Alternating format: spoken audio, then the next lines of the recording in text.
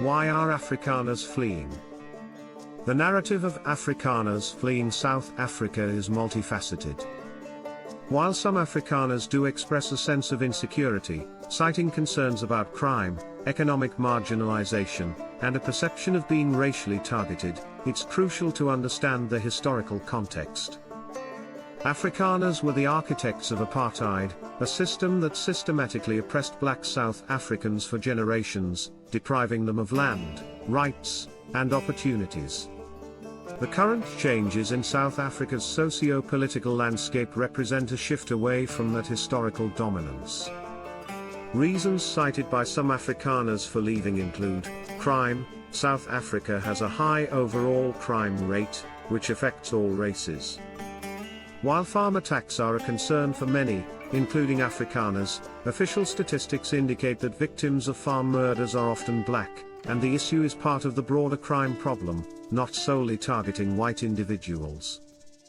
Economic marginalization. Policies like Black Economic Empowerment, BE, and affirmative action aim to redress historical imbalances by promoting opportunities for black South Africans in employment, business ownership, and land.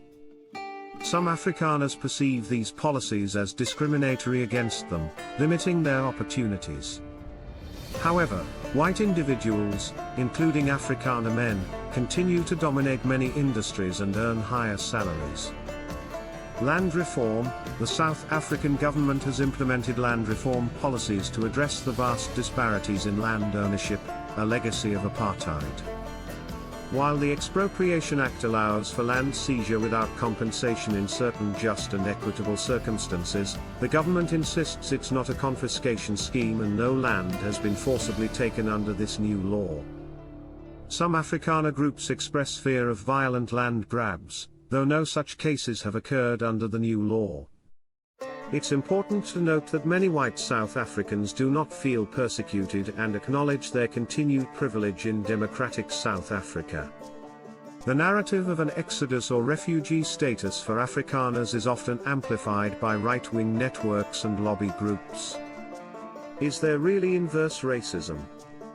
The concept of inverse racism or reverse apartheid is often used to describe affirmative action and other race-conscious programs designed to redress racial inequality in South Africa. South Africa's post-apartheid government has implemented policies like Black Economic Empowerment, BE, and employment equity to address the deeply entrenched economic and social disparities created by apartheid. These policies aim to promote economic transformation and meaningful participation of black people in the economy, increase black ownership and management in businesses, improve access to economic activities, infrastructure, and skills training for previously disadvantaged groups. While these policies aim to level the playing field, some white South Africans argue that they constitute discrimination against them. However, the South African government and many experts refute the idea of reverse racism, emphasizing that racism is inherently tied to historical, institutionalized power imbalances and systemic oppression. In South Africa, the historical and current reality is that white people, despite being a minority, still hold a disproportionate share of wealth, land, and top management positions. Critics of the reverse racism claim argue that it ignores the systemic nature of racism and the enduring legacy of apartheid. They assert that the government's policies are designed to rectify historical injustices and create a more equitable society, not to persecute white people. What brought Donald Trump to talk about genocide to whites in South Africa? President Donald Trump's claims of white genocide in South Africa are not supported by evidence and have been widely debunked by the South African government, independent analysts, and crime statistics.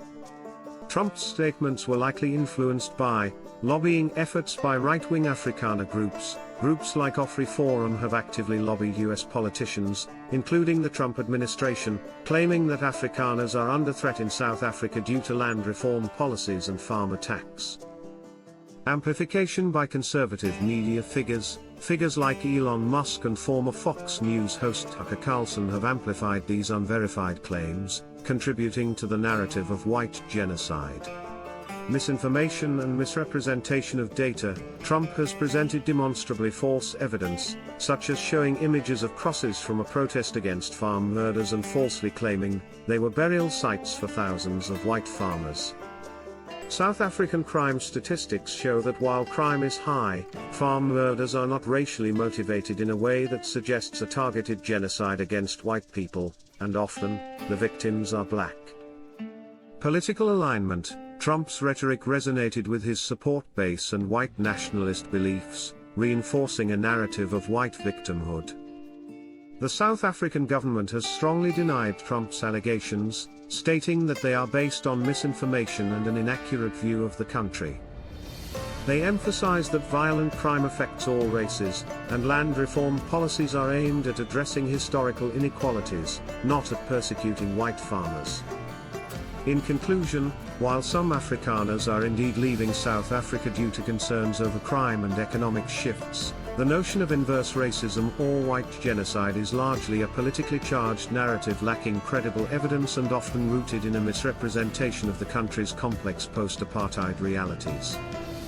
The South African government's policies are designed to address the deep-seated inequalities inherited from apartheid, not to systematically target white people.